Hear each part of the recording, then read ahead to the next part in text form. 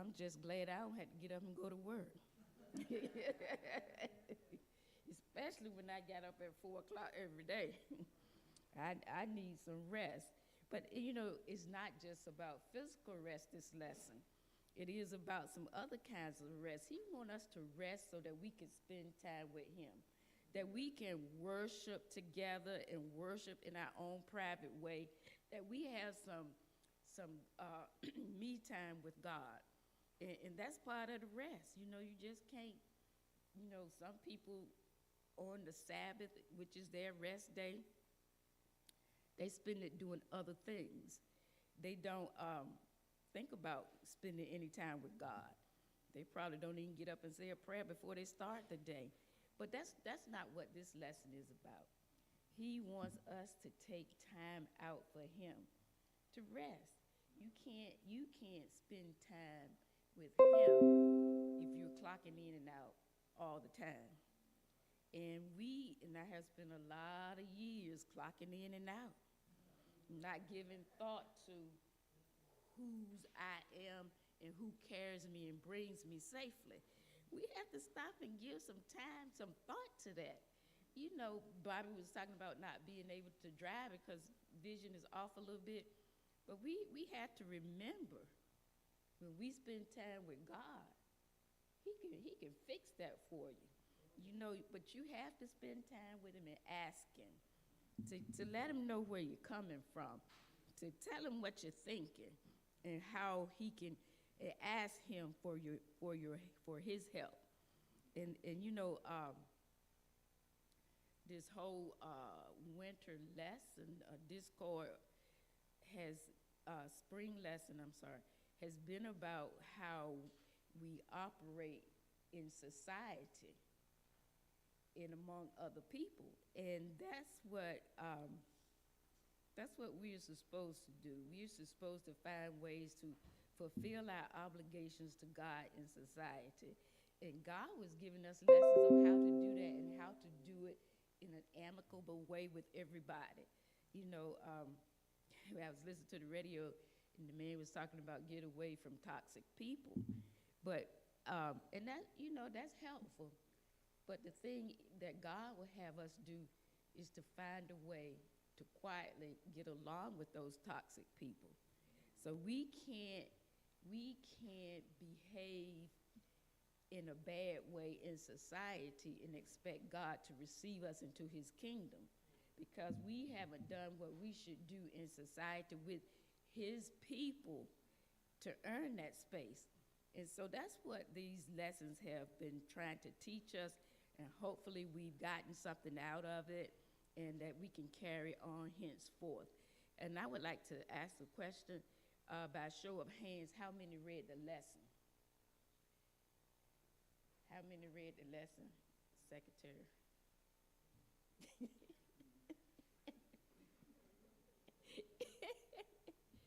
So, I asked that question because I'm going to need your help today, and I'm going to need you to talk back to me. You know what the preacher said, the less you talk, the more I'm going to talk. And the longer we're going to be here. And I'm sure y'all are not looking forward to that. And so the first outline of this lesson is differences in the disciples. And verse 18 says, now John's disciples and the Pharisees were fasting. Some people came and asked Jesus, how is it that John's disciples and the disciples of the Pharisees are fasting, but yours are not? Jesus answered, how can the guests of the bridegroom fast while he is with them? They cannot so long as they have him with them. But the time will come when the bridegroom will be taken away from them, and on that day they will fast. Now, who is the bridegroom in this lesson? Who is the bridegroom anyway? Jesus, God. They are the bridegroom. And who is the bride? We are the bride. And what Jesus is telling them here is that my disciples are with me, the bridegroom. And then back in that day, when Jewish wedding lasts for days. It wasn't like we do now, just one day and you go ahead. But it lasts for days, and they ate, they drank, they were married, and they did all those things for as long as as long as the wedding lasts. And so who among us would fast when we around a big festival, a big people are having fun because there has been a wedding and there's free food and drink, especially black people. They're not going to fast when the food is free and the drink is free. We're going to enjoy the festival, right? And that's what Jesus was telling these Pharisees, the Pharisees and their disciples and John's disciples, because John at this time was in jail. And the Pharisees, they were always watching God to find something to criticize him about, because he was fairly new on the scene, but he already had kicked up some dirt. He already had got the people excited about a new way of living, and the Pharisees didn't want to hear that, and they was trying to quiet that for him.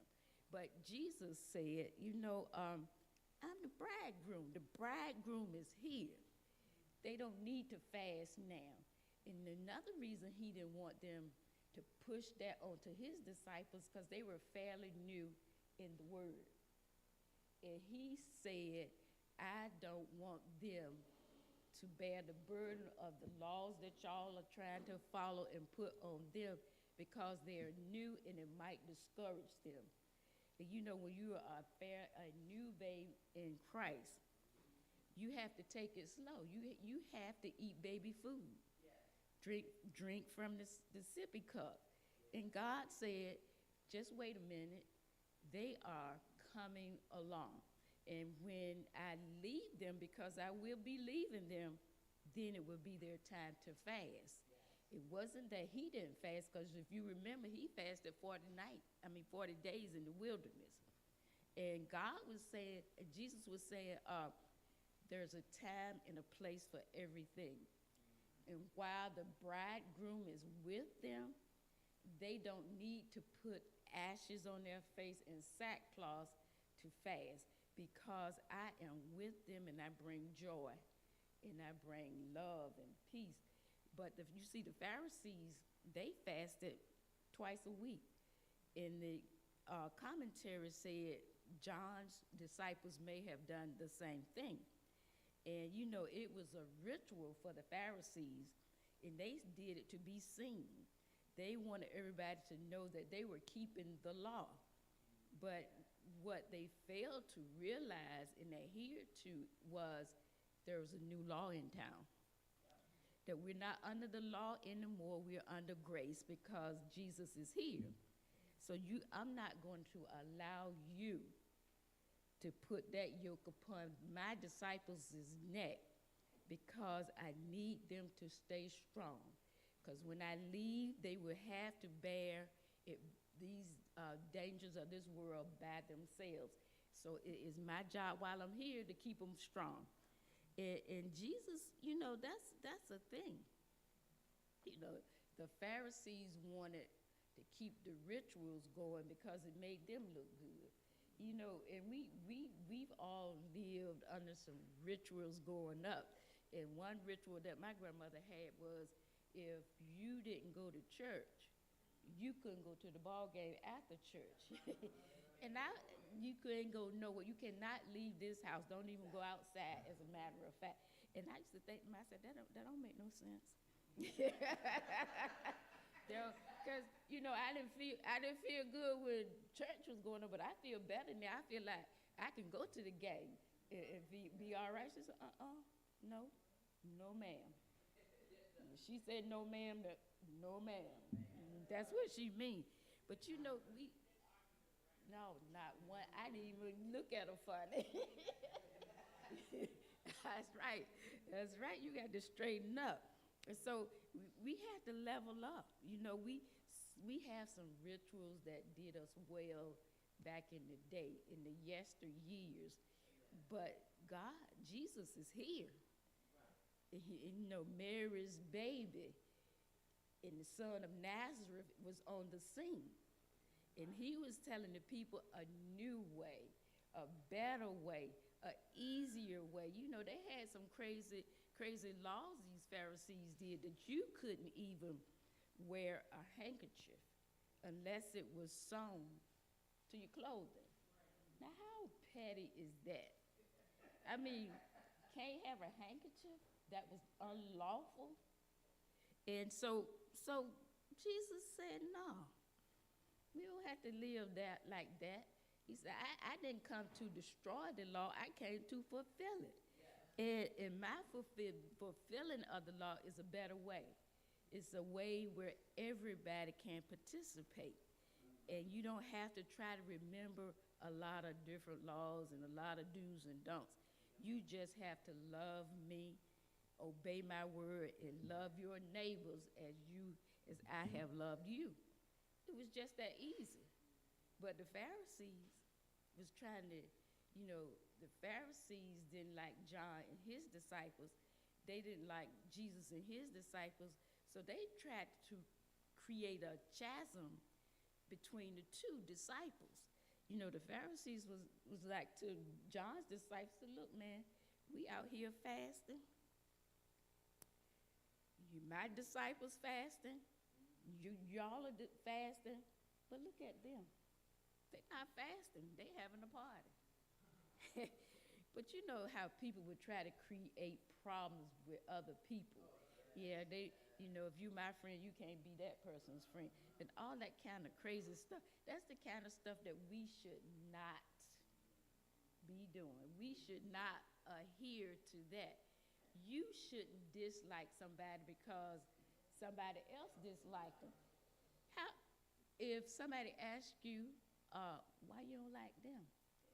They don't know. They got to stop and think of something.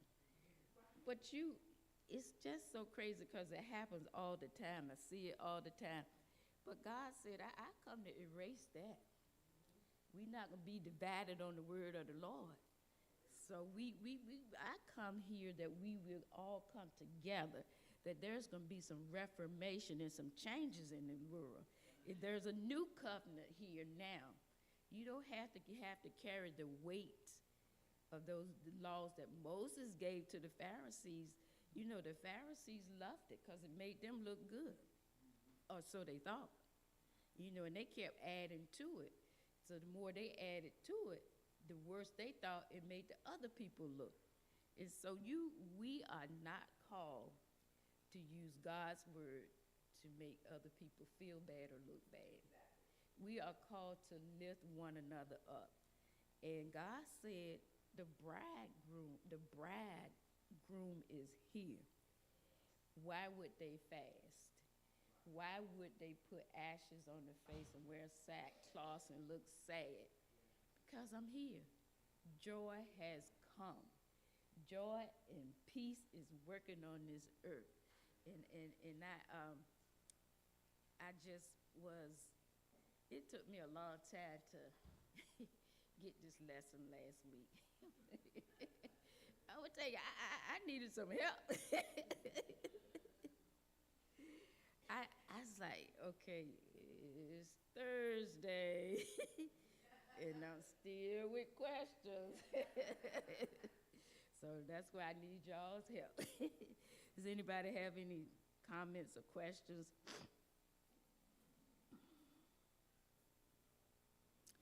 So it says that it is clear that Jesus expected his followers to fast, that is, go without food periodically in order to give greater time and attention to spiritual matters and prayer after he was gone. After he was gone. We are now living in the time of the bridegroom's absence. That is the period between his ascension into heaven and his return. The church, that is Christ's bride, awaits and anticipates the Lord's return. For this reason, fasting is also one, a sign a Christian's longing to be united with Christ at his return. Two, a means of preparing for Christ's coming. And number three, a way of mourning Christ's absence. Number four, a sign of sorrow for the sin and spiritual decay of the world. So there is a place in time for fasting. We just have to figure it out. Because at that time, when the Pharisees and John's disciples criticized Jesus, the groom, it wasn't time.